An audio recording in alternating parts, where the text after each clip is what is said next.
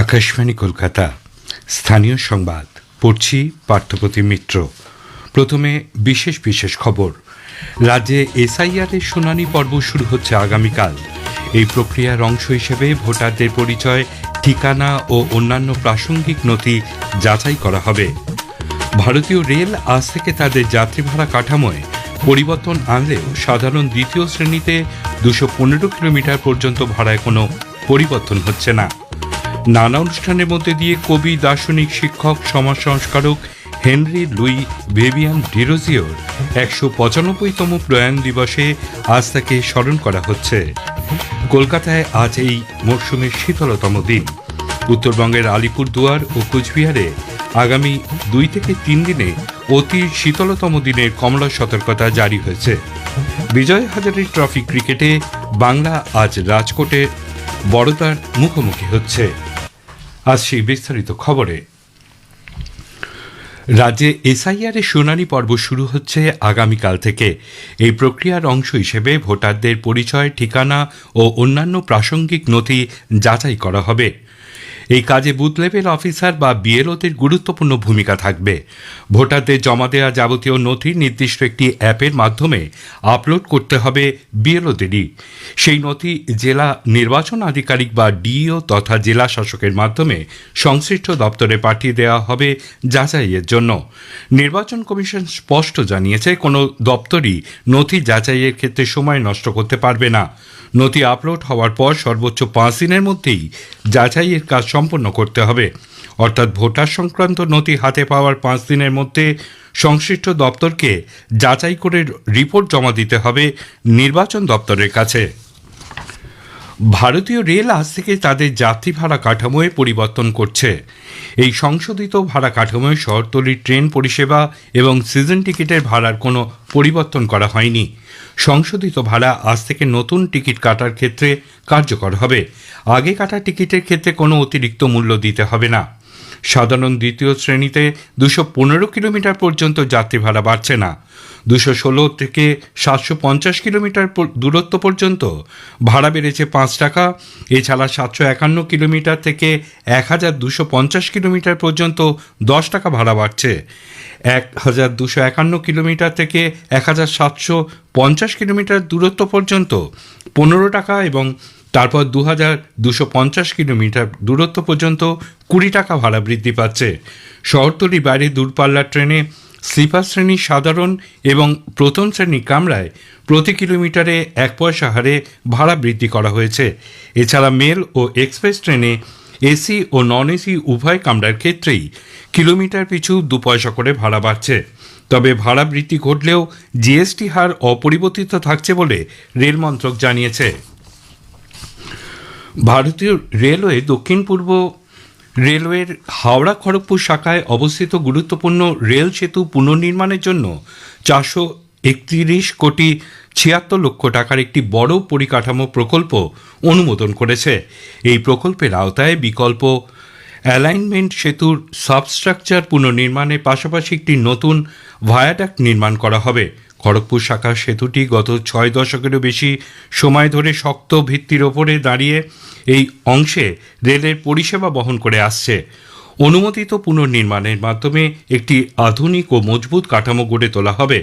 এই প্রকল্পের লক্ষ্য বর্তমান ও ভবিষ্যৎ পরিচালনগত চাহিদা পূরণ করা।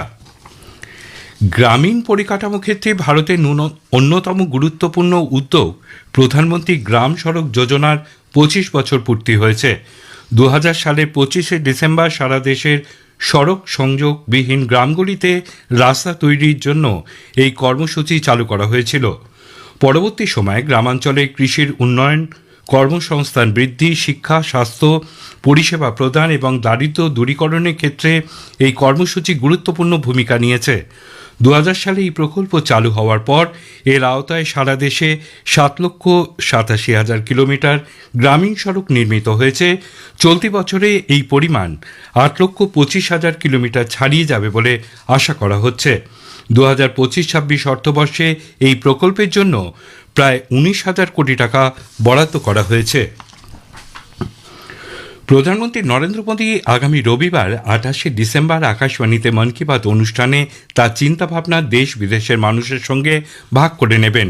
এটি হবে মাসিক এই বেতার অনুষ্ঠানের 129তম পর্ব। বেলা 11টা থেকে আকাশবাণী এবং দূরদর্শনের সবকটি চ্যানেল এবং Akashvani news on AIR website, mobile app, প্রধানমন্ত্রীর দপ্তর, তথ্য ও সম্প্রচার মন্ত্রকের ওয়েবসাইট ও ইউটিউব চ্যানেলেও মন কি বাত সম্প্রচারিত হবে। হিন্দিতে এই অনুষ্ঠান সম্প্রচারিত হবার পরেই আঞ্চলিক ভাষায় তর্জমা শোনা যাবে।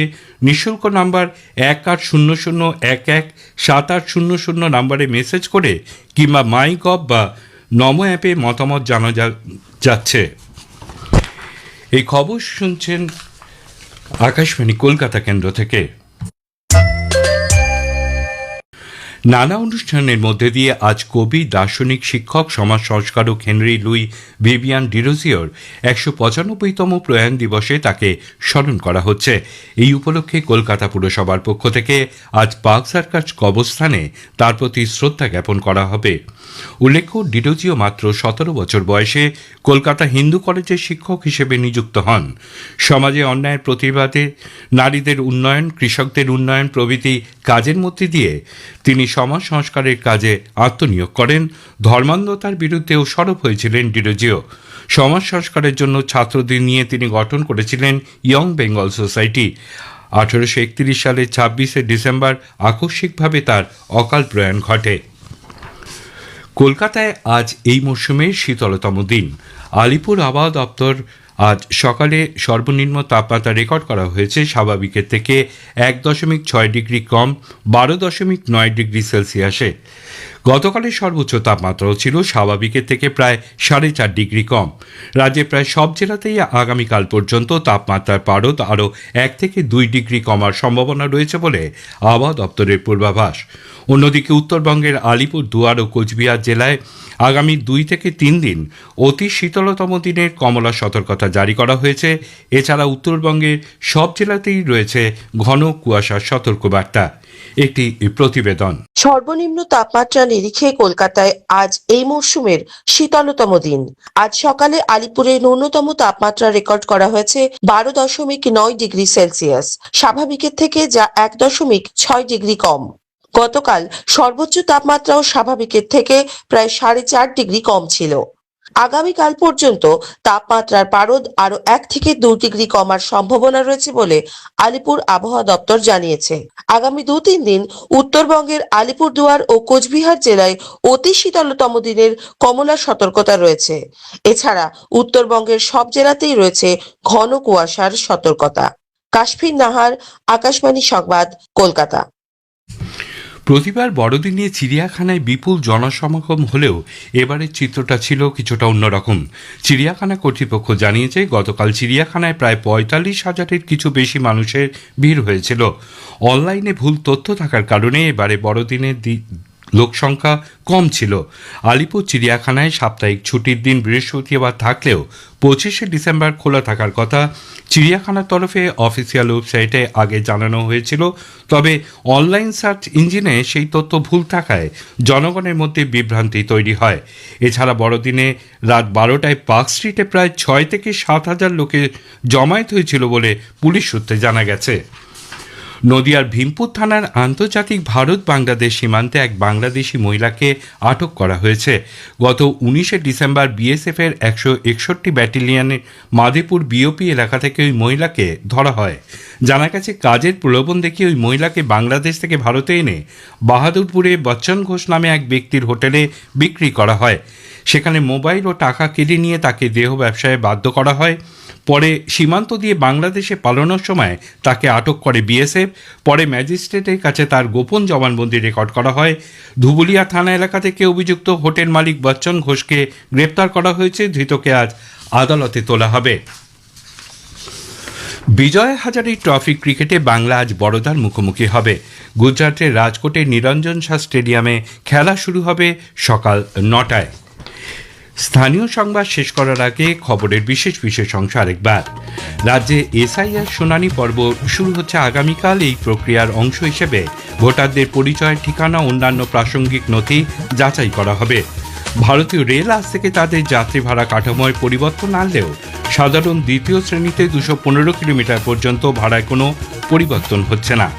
স্থানীয় সংবাদ শেষ হলে আকাশবাণী খবর পড়ছি প্রবীর ভট্টাচার্য। বিশেষ বিশেষ খবর হলো, রাষ্ট্রপতি দ্রৌপদী মুর্মু আজ নতুন দিল্লিতে বীর বাল দিবসের অনুষ্ঠানে প্রধানমন্ত্রী রাষ্ট্রীয় বাল পুরস্কার প্রদান করবেন। প্রধানমন্ত্রী নরেন্দ্র মোদী নতুন দিল্লির ভারত মণ্ডপমে বীর বাল দিবস উপলক্ষে আয়োজিত জাতীয় অনুষ্ঠানে অংশগ্রহণ করবেন। স্বরাষ্ট্রমন্ত্রী অমিত শাহ আজ নতুন দিল্লিতে সন্ত্রাসবাদ বিরোধী দুদিনের সম্মেলনের উদ্বোধন করবেন। ভারতীয় রেল আজ থেকে তাদের ভাড়া কাঠামোয় পরিবর্তন করছে। বাংলাদেশ জাতীয়তাবাদী দল বিএনপির ভারপ্রাপ্ত চেয়ারম্যান তারেক রহমান বাংলাদেশের জনগণকে শান্তি বজায় রাখার আহ্বান জানিয়েছেন। উত্তর পূর্ব লেবাননে ইসরায়েলের হামলায় ইরানে কুচ বাহিনীর এক ঊর্ধ্বতন কমান্ডারের মৃত্যু হয়েছে। তিরুবনন্তপুরমে গ্রিনফিল্ড স্টেডিয়ামে আজ মহিলাদের টি-20 ক্রিকেট সিরিজের তৃতীয় ম্যাচে ভারত শ্রীলঙ্কার মুখোমুখি হবে। আসছে বিস্তারিত খবরে। রাষ্ট্রপতি দ্রৌপদী মুর্মু আজ নতুন দিল্লিতে বীর বাল দিবসের অনুষ্ঠানে প্রধানমন্ত্রী রাষ্ট্রীয় বাল পুরস্কার প্রদান করবেন। কেন্দ্রীয় নারী ও শিশু উন্নয়ন মন্ত্রক জানিয়েছে যে এবছর 18টি রাজ্য কেন্দ্রশাসিত অঞ্চলের 20 জন শিশুকে এই সম্মানের জন্য নির্বাচিত করা হয়েছে, যারা সাহস, খেলাধুলা এবং সমাজসেবা সহ বিভিন্ন ক্ষেত্রে অসাধারণ কৃতিত্ব প্রদর্শন করেছে। প্রধানমন্ত্রী নরেন্দ্র মোদী নতুন দিল্লির ভারত মণ্ডপে বীর বাল দিবস উপলক্ষে আয়োজিত জাতীয় অনুষ্ঠানে অংশগ্রহণ করবেন। এই অনুষ্ঠানে প্রধানমন্ত্রী উপস্থিত জনতার উদ্দেশ্যে ভাষণ দেবেন। প্রধানমন্ত্রী রাষ্ট্রীয় বাল পুরস্কার PMRBPর বিজয়ীরাও এই অনুষ্ঠানে উপস্থিত থাকবেন। দশম শিখ গুরু শ্রী গুরু গোবিন্দ সিংজির কনিষ্ঠ পুত্র সাহেবজাদা বাবা জোরাবর সিংজি এবং বাবা ফতেহ সিংজির বীরত্ব আত্মত্যাগকে সম্মান জানাতে বীর বাল দিবস উদযাপন করা হয়। অত্যন্ত অল্প বয়সে যাদের আত্মত্যাগ ভারতের ইতিহাসে অন্যতম মর্মস্পর্শী অধ্যায় হিসাবে রয়ে গেছে। চরম অত্যাচারের মুখে এটি অটল সাহসের প্রতীক হিসাবেই বিবেচিত হয়। 2022 সালের জানুয়ারিতে গুরু গোবিন্দ সিংজির প্রকাশ পর্বের সময় প্রধানমন্ত্রী নরেন্দ্র মোদী এই প্রকল্পের ঘোষণা করেন। প্রধানমন্ত্রী নরেন্দ্র মোদী বলেছেন, গত 11 বছর ধরে তার সরকার সমাজের প্রতিটি নাগরিকের উন্নতির জন্য কঠোর পরিশ্রম করে যাচ্ছে এবং কোনো বৈষম্য ছাড়াই তাঁদেরকে সমস্ত প্রকল্পের সুবিধা প্রদান করছে। প্রাক্তন প্রধানমন্ত্রী অটল বিহারী বাজপেয়ীর 101তম জন্মবার্ষিকী উপলক্ষে এবং স্বাধীন ভারতের বরেণ্য ব্যক্তিদের ঐতিহ্যকে সম্মান জানাতে রাষ্ট্রপ্রেরণা স্থল উদ্বোধনের পর লখনৌতে এক জনসভায় ভাষণ দেওয়ার সময় প্রধানমন্ত্রী কথা বলেন।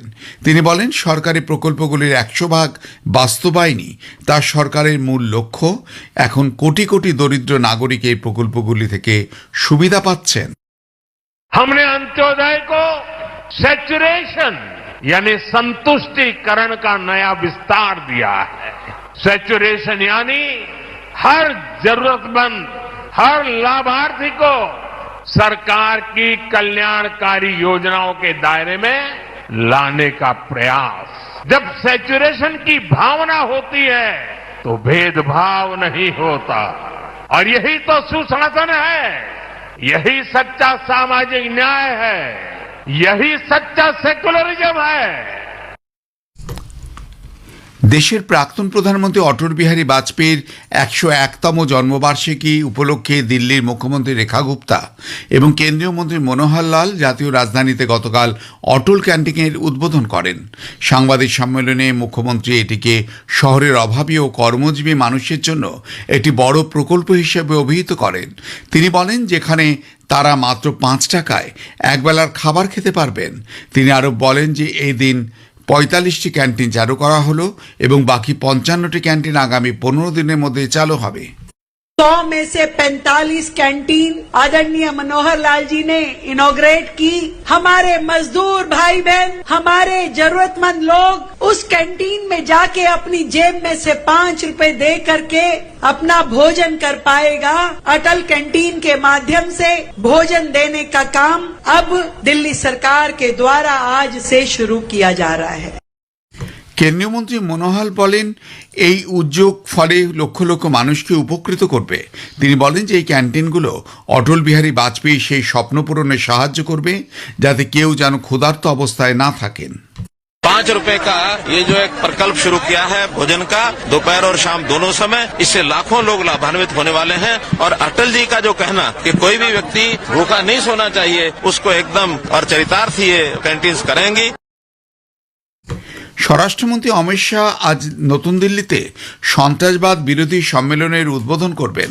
স্বরাষ্ট্র মন্ত্রক জানিয়েছে, দুদিনের এই সম্মেলনে সন্ত্রাসবাদ মোকাবেলায় নিযুক্ত অপারেশনাল বাহিনী, প্রযুক্তিগত আইনি এবং ফরেন্সিক বিশেষজ্ঞদের জন্য জাতীয় নিরাপত্তাকে প্রভাবিত করে এমন বিষয় এবং সন্ত্রাসবাদ থেকে উদ্ভূত হুমকি নিয়ে আলোচনা হবে। দুদিনে এই সম্মেলনের আয়োজন করেছে জাতীয় তদন্ত সংস্থা এনআইএ। পাকিস্তান সীমান্ত দিয়ে সম্ভাব্য জঙ্গি অনুপ্রবেশের গোয়েন্দা তথ্য সামনে আসতেই জম্মু, সাম্বা এবং কাঠুয়া জেলায় নিরাপত্তা ব্যবস্থা জোরদার করার পাশাপাশি সীমান্তরক্ষী বাহিনী পাঞ্জাবের সীমান্তবর্তী অঞ্চলে উচ্চ পর্যায়ের সতর্কতা জারি করেছে। গোয়েন্দা রিপোর্ট অনুযায়ী পাকিস্তানের দিকে ঘাঁটি গেড়ে থাকা 3 থেকে 4 জন জঙ্গির একটি দল জম্মুর কাঠুয়া সীমান্তবর্তী পাঠানকোট এবং গুরুদাসপুর অঞ্চলে ঘন কুয়াশাকে কাজে লাগিয়ে পাঞ্জাব দিয়ে অনুপ্রবেশের চেষ্টা করতে পারে। সে কারণে পাঞ্জাবের আন্তর্জাতিক সীমান্তে, বিশেষ করে গুরুদাসপুর এবং পাঠানকোটে অতিরিক্ত সেনা মোতায়েন করা হয়েছে। বিভিন্ন সীমান্ত অঞ্চলে তল্লাশিও চালানো হচ্ছে। প্রধানমন্ত্রী নরেন্দ্র মোদী আগামী রবিবার 28শে ডিসেম্বর আকাশবাণীতে মন কি বাতে অনুষ্ঠানে তার চিন্তাভাবনা দেশ বিদেশের মানুষের সঙ্গে ভাগ করে নেবেন। এটি হবে মাসিক এই বেতার অনুষ্ঠানের 129তম পর্ব। খবর শুনছেন আকাশবাণী থেকে। ভারতীয় রেল আজ থেকে তাদের যাত্রী ভাড়া কাঠামোয় পরিবর্তন করছে। এই সংশোধিত ভাড়া কাঠামোয় শহরতলির ট্রেন পরিষেবা এবং সিজন টিকিটের ভাড়ার কোনো পরিবর্তন করা হয়নি। সংশোধিত ভাড়া আজ থেকে নতুন টিকিট কাটার ক্ষেত্রে কার্যকর হবে। আগে কাটা টিকিটের ক্ষেত্রে কোনো অতিরিক্ত মূল্য দিতে হবে না। সাধারণ দ্বিতীয় শ্রেণী কামরায় 215 কিলোমিটার পর্যন্ত যাত্রী ভাড়া বাড়েনি। 216 থেকে 750 কিলোমিটার দূরত্ব পর্যন্ত ভাড়া বেড়েছে 5 টাকা। 751 কিলোমিটার থেকে 1250 কিলোমিটার পর্যন্ত 10 টাকা। 1251 কিলোমিটার থেকে 1750 কিলোমিটার দূরত্ব পর্যন্ত 15 টাকা এবং 2250 কিলোমিটার দূরত্ব পর্যন্ত 20 টাকা ভাড়া বৃদ্ধি পেয়েছে। শহরতলির বাইরে দূরপাল্লার ট্রেনে স্লিপার শ্রেণীর সাধারণ এবং প্রথম শ্রেণীর কামরায় প্রতি কিলোমিটারে 1 পয়সা হারে ভাড়া বৃদ্ধি করা হয়েছে। এছাড়াও মেল ও এক্সপ্রেস ট্রেনের এসি ও নন এসি উভয় কামরার ক্ষেত্রেই কিলোমিটার পিছু 2 পয়সা করে ভাড়া বাড়ছে। তবে জিএসটি হার অপরিবর্তিত থাকছে বলে রেল মন্ত্রক জানিয়েছে। উত্তর পূর্ব লেবাননে ইসরায়েলের হামলায় ইরানের কুদস বাহিনীর এক ঊর্ধ্বতন কমান্ডারের মৃত্যু হয়েছে। ইসরায়েল প্রতিরক্ষা বাহিনী এবং শিনবেদ নিরাপত্তা সংস্থা যৌথ বিবৃতিতে বলেছে, মৃত হুসেইন মাহমুদ মার্সেল আল জাওয়ারি ছিলেন ইরানের ইসলামিক রেভলিউশনারি গার্ডসের বহির্দেশীয় শাখার কুদস ফোর্সের অপারেশন ইউনিটের একজন শীর্ষ কমান্ডার। বাংলাদেশ জাতীয়তাবাদী দল বিএনপির ভারপ্রাপ্ত চেয়ারম্যান তারেক রহমান বাংলাদেশের জনগণকে শান্তি বজায় রাখার আহ্বান জানিয়েছেন এবং বলেছেন, এই দেশ মুসলিম, হিন্দু, বৌদ্ধ, খ্রিস্টান সহ সব ধর্মের মানুষের। 17 বছর পর ঢাকায় ফিরে দলীয় সমর্থকদের উদ্দেশ্যে দেওয়া তার প্রথম ভাষণে রহমানের এই মন্তব্য এমন এক সময় এলো যখন গত বছরের আগস্টে অন্তর্বর্তী সরকার ক্ষমতা গ্রহণের পর থেকে বাংলাদেশের সংখ্যালঘুদের, বিশেষ করে হিন্দুদের বিরুদ্ধে ধারাবাহিক অত্যাচারের ঘটনা সামনে এসেছে। বাংলাদেশের ক্ষমতাচ্যুত প্রধানমন্ত্রী শেখ হাসিনা বলেছেন যে মোহাম্মদ ইউনূসের নেতৃত্বাধীন অন্তর্বর্তী সরকার বাংলাদেশে অমুসলিমদের উপর অবর্ণনীয় অত্যাচার চালাচ্ছে। 78 বছর বয়সী আওয়ামী লীগ নেত্রী আরও বলেন যে অবৈধভাবে ক্ষমতা দখলকারী বর্তমান শাসক গোষ্ঠী ধর্মীয় সংখ্যালঘুদের পুড়িয়ে মারার মতন ভয়াবহ নজির স্থাপন করেছে। গত সপ্তাহে বাংলাদেশে এক হিন্দু ব্যক্তিকে পিটিয়ে হত্যার ঘটনার প্রতি ইঙ্গিত করে তিনি এই মন্তব্য করেন। গতকাল বড়দিন উপলক্ষে দেওয়া এক বার্তায় হাসিনা ইউনিট সরকারের বিরুদ্ধে সব ধর্ম সম্প্রদায়ের মানুষের নিজ নিজ ধর্ম পালনের স্বাধীনতায় হস্তক্ষেপ করারও অভিযোগ আনেন। গত বছর আগস্টে হাসিনা সরকারের পতনের পর থেকে দেশের সংখ্যালঘু সম্প্রদায়ের বিরুদ্ধে ধারাবাহিক ঘটনার কারণে বাংলাদেশে হিন্দু জনগোষ্ঠী আক্রান্ত হয়েছে। গত সপ্তাহে ময়মনসিংহ শহরে এক 25 বছর বয়সী হিন্দু শ্রমিককে জনতা পিটিয়ে হত্যা করেছে। তিরুবনন্তপুরমে গ্রিনফিল্ড স্টেডিয়ামে আজ মহিলাদের টি-20 ক্রিকেট সিরিজের তৃতীয় ম্যাচে ভারত শ্রীলঙ্কার মুখোমুখি হবে। খেলা শুরু হবে সন্ধে 7টায়। শেষ করবার আগে খবরে বিশেষ কিছু অংশ আরও একবার। রাষ্ট্রপতি দ্রৌপদী মুর্মু আজ নতুন দিল্লিতে বীর বাল দিবসের অনুষ্ঠানে প্রধানমন্ত্রী রাষ্ট্রীয় বাল পুরস্কার প্রদান করবেন। প্রধানমন্ত্রী নরেন্দ্র মোদী নতুন দিল্লি ভারত মণ্ডপে বীর বাল দিবস উপলক্ষে আয়োজিত জাতীয় অনুষ্ঠানে অংশগ্রহণ করবেন। খবর শেষ হলো।